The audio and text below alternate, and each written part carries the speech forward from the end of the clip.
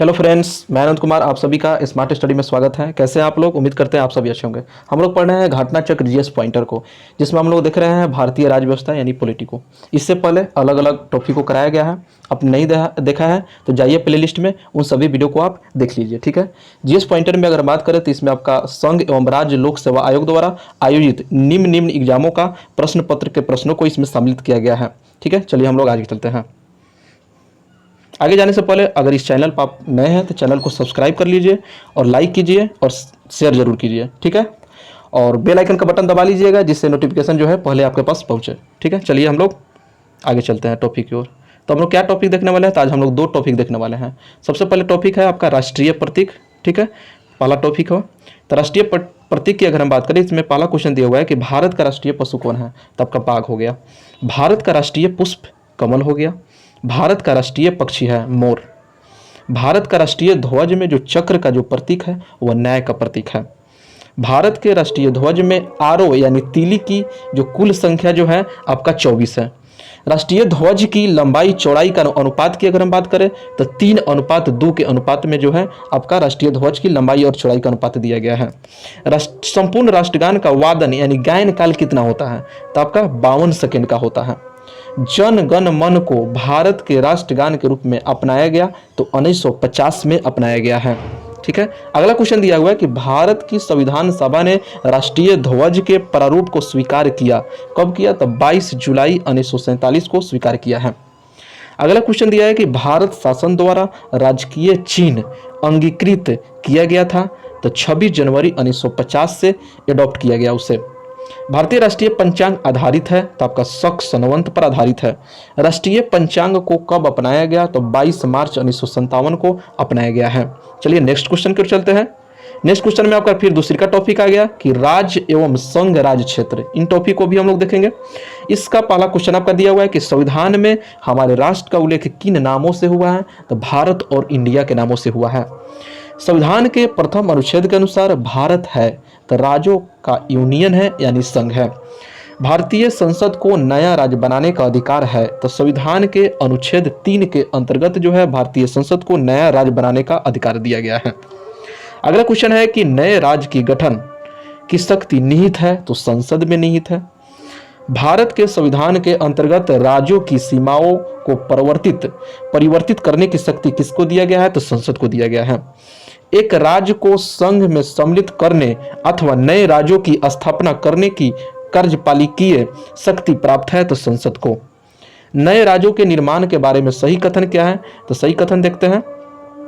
सही कथन दिया है कि संसद विधि द्वारा एक नए राज्य का निर्माण कर सकती है और इस प्रकार की विधि में संविधान की पहली अनुसूची और चौथी अनुसूची के संशोधन का प्रावधान होगा। इस प्रयोजन के लिए विधेयक संसद में तब तक पूरा स्थापित नहीं किया जा सकता जब तक इसे उस राज्य के विधानमंडल को निर्दिष्ट नहीं कर दिया गया है जिसके क्षेत्र सीमाओं या नाम पर इसका प्रभाव पड़ता है। इस प्रकार की विधि अनुच्छेद 368 के तहत संविधान संशोधन नहीं समझी जाएगी। ठीक है, तो ध्यान दीजिएगा। अगला क्वेश्चन आपका दिया है कि भारत में एक नया राज्य सृजित करने वाले विधेयक को पारित होना अनिवार्य है तो संसद में साधारण बहुमत के द्वारा पारित होना अनिवार्य है। भारत में संघ राज्यों का प्रशासन होता है तो राष्ट्रपति द्वारा। भारत में संघ राज्यों का प्रशासन होता है तो राष्ट्रपति द्वारा। किसका? राष्ट्रपति द्वारा। अनुच्छेद 240 के अंतर्गत कुछ संघ राज्य क्षेत्रों के लिए विनियम बनाने की राष्ट्रपति की शक्ति निम्नलिखित है।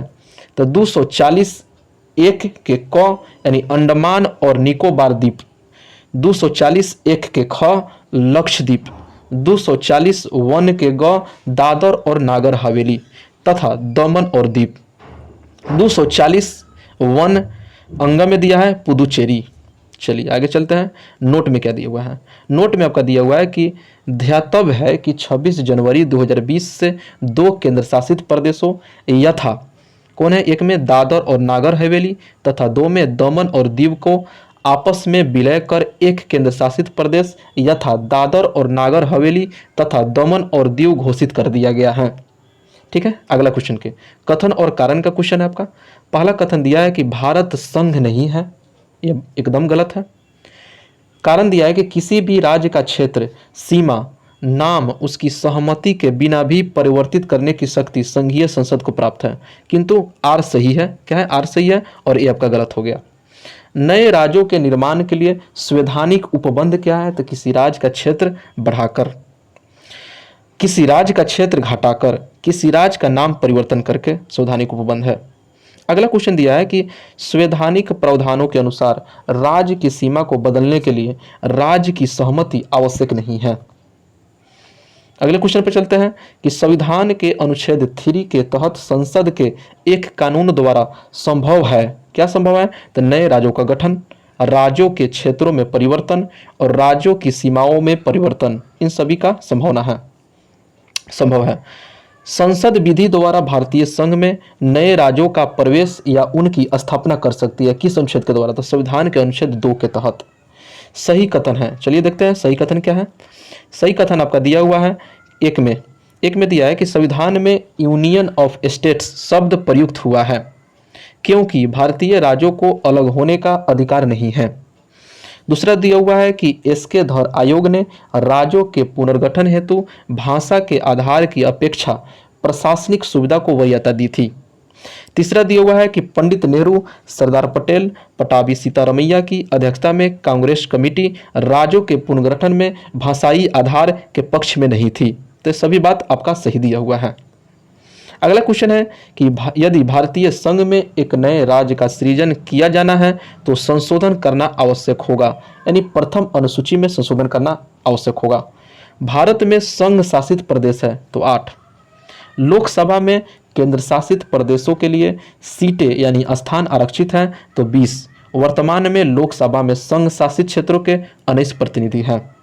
अगला क्वेश्चन दिया हुआ है कि राज्य पुनर्गठन आयोग ने 1 नवंबर 1956 को बनाए तो 14 राज्य एवं 6 संघ शासित प्रदेश बनाए थे। 1956 के राज्य पुनर्गठन अधिनियम द्वारा स्थापना की गई तो 14 राज्य और 6 संघीय क्षेत्र का, ठीक है। भारत में वर्तमान में 28 राज्य एवं 8 संघ शासित प्रदेश है। संघ राज्य क्षेत्र है तो अंडमान और निकोबार द्वीप समूह, दिल्ली, चंडीगढ़, जम्मू और कश्मीर, लद्दाख, लक्षद्वीप, दादर और नागर हवेली तथा दमन और दीव एवं पुडुचेरी, ये सब संघ राज्य क्षेत्र हैं। दिल्ली क्या है, तो केंद्र शासित प्रदेश है, हमने ऊपर देखा। दिल्ली को राष्ट्रीय राजधानी क्षेत्र का दर्जा दिया गया किस संविधान संशोधन के द्वारा, तो 69वें संविधान संशोधन 1991 के द्वारा दिल्ली को राष्ट्रीय राजधानी क्षेत्र का दर्जा दिया गया। सही कथन क्या है, ठीक है, ये सभी आपका सही है। देख लेते हैं क्या क्या सही है। पहला आपका जो सही दिया है कि गोवा को 1987 में पूर्ण राज्य का दर्जा प्राप्त हुआ, बिल्कुल सही है। दूसरा दिया हुआ है कि दीव खंबात की खाड़ी, ठीक है, में एक टापू है। तीसरा दिया हुआ है कि दमन और दीव को भारतीय संविधान के 56वें संशोधन द्वारा गोवा से अलग किया गया। 4 में आपका सही दिया हुआ है कि दादर और नागर हवेली 1954 तक पुर्तगाली शासन के अधीन थे। इन सभी चारों बात सही है, ध्यान रखिएगा। अगला क्वेश्चन दिया हुआ है कि सिक्किम को विधिवत भारत संघ के एक पूर्ण राज्य के रूप में सम्मिलित किया गया तो 36वें संविधान संशोधन द्वारा सिक्किम को विधिवत भारत संघ के रूप में एक पूर्ण राज्य के रूप में सम्मिलित किया गया। राज्यों के गठन का सही कालक्रम क्या है, तो सबसे पहले आपका हरियाणा, उसके बाद गोवा, उसके बाद झारखंड, उसके बाद तेलंगाना, ठीक है। इन सभी को कालक्रम दिया हुआ है सजाने के लिए। अगला क्वेश्चन दिया है कि राज्यों का भारत संघ के संपूर्ण राज्य का दर्जा प्राप्त होने का सही कलाम कौन है, तो सबसे पहले आपका नागालैंड, उसके बाद हरियाणा, उसके बाद सिक्किम, उसके बाद अरुणाचल प्रदेश का जो है कालक्रम है भारत संघ के संपूर्ण दर्जा का। भारत राज्यों का उनके निर्माण के अनुसार जो कालक्रम है, सिक्किम, अरुणाचल प्रदेश, उसके बाद छत्तीसगढ़, ये सब झारखंड है, ठीक है। देखिए अब उन सभी बात को हम लोग सन के बारे में यहाँ दे दिया गया, वो आगे का जो है आगे जो पीछे हम लोग पढ़े हैं वो सब यहाँ आपका क्लियर हो जाएगा। देखिए छत्तीसगढ़ राज्य के स्वरूप में आया तो 1 नवंबर 2000 को, मैंने इसी सन के आधार पर आपका जो है पिछला क्वेश्चन जो है सजाया गया था, तो यहाँ से आप क्लियर कर लेंगे। उत्तराखंड राज्य की स्थापना हुई थी तो 9 नवंबर 2000 को। झारखंड राज्य की स्थापना हुई तो 15 नवंबर 2000 को। दिए गए राज्यों का गठन और निम्न वर्षों में हुआ है, देख लेते हैं। ये सभी आप वर्ष याद कर लीजिएगा जिससे कि कालक्रम वाला आपका क्वेश्चन आपका क्लियर हो जाए। आंध्र प्रदेश का गठन 1953 में, हरियाणा की बात करते हैं तो 1966 में इसका गठन हुआ था। हिमाचल प्रदेश का गठन 1971 में हुआ था। सिक्किम का गठन 1975 ईस्वी में हुआ था। चलिए आगे चलते हैं, फिर सुमेलित दिया है आपका। नागालैंड, नागालैंड की बात करें तो 1 दिसंबर 1963 में स्थापना वर्ष इसका है, इस राज्य का। मेघालय का स्थापना वर्ष 21 जनवरी 1972। सिक्किम का 16 मई 1975। अरुणाचल प्रदेश का 20 फरवरी 1987 इसका स्थापना वर्ष है। चलिए आगे फिर देखते हैं। राज्यों के निर्माण का सही अवरोही क्रम इस प्रकार है। देखिए अवरोही क्रम आपका ये सजा दिया गया है। पहला दिया है हरियाणा, इसका निर्माण वर्ष 1966 में, महाराष्ट्र का 1960 में, राजस्थान का 1958 में। चलिए राज्य सही सुमेलित है। फिर से देखिए नागालैंड का तो 1963 में अस्तित्व में आने का वर्ष है इसका। झारखंड 2000 ईस्वी में। तेलंगाना 2014 में अस्तित्व में आने का वर्ष है। सिक्किम 1975 में अस्तित्व वर्ष है, या अस्तित्व में आने का यह वर्ष है, ठीक है, यानी स्थापना। चलिए आगे चलते हैं। सतकथन दिया है। सतकथन में दिया है कि गोवा को दमन एवं दीप से अलग किया गया, ठीक है। बम्बई राज्य गुजरात एवं महाराष्ट्र में विभाजित किया गया। हिमाचल प्रदेश पहले संघ शासित प्रदेश की सूची में था। मैसूर राज्य का नाम कर्नाटक रखा गया, नया नाम कर्नाटक रखा गया। चलिए सब सही है। फिर सही कथन है आपका। सही कथन ए और बी देखते हैं। तो ए दिया हुआ है कि कांग्रेस के नागपुर सत्र 1920 के पश्चात प्रांतीय कांग्रेस समितियों का गठन भाषाई आधार पर किया गया था। बी दिया हुआ है कि 1948 में कांग्रेस ने भाषाई आधार पर प्रांतों के गठन की मांग को अस्वीकार कर दिया। दोनों बात एकदम सही है, ठीक है। अगला क्वेश्चन दिया है कि भाषा के आधार पर राज्यों के गठन हेतु राज्य पुनर्गठन आयोग की स्थापना कब की गई थी? तो 29 दिसंबर 1953 को की गई थी स्थापना। भाषाई आधार पर भारत में सर्वप्रथम गठन हुआ था आंध्र प्रदेश। भाषाई आधार पर आंध्र प्रदेश एक भाषाई राज्य के रूप में गठित किया गया था 1953 में। भाषाई आधार पर राज्यों का पुनर्गठन हुआ था 1956 में। बिहार, सिक्किम, हिमाचल प्रदेश तथा जम्मू कश्मीर में किसे विशेष श्रेणी दर्जा कभी प्रदान नहीं किया गया?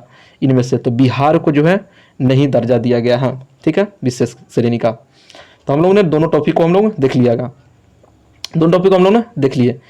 आप लोगों को वीडियो कैसा लगा आप कमेंट के द्वारा बताइए, ठीक है। और इसी तरह के वीडियो चाहने के लिए आप कमेंट के द्वारा बताइए किस विषय का आप अगले का चाहते हैं, ठीक है, कमेंट के द्वारा बता दीजिएगा। फिर मिलते हैं आपको नए टॉपिक में नए अंदाज के साथ। तब तक वीडियो देखने के लिए धन्यवाद।